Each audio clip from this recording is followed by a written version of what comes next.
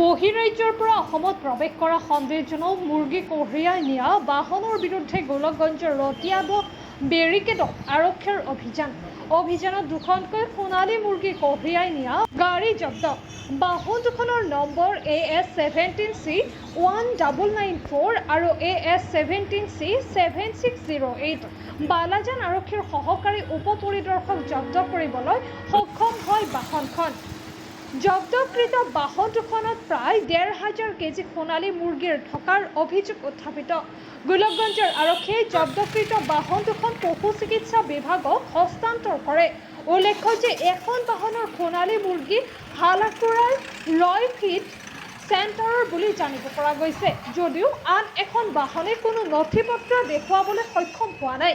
গোলকগঞ্জৰ পৰা তপন ৰায়ৰ প্ৰতিবেদন, নৰ্থ ইষ্ট ফ্ৰণ্টিয়াৰ নিউজ।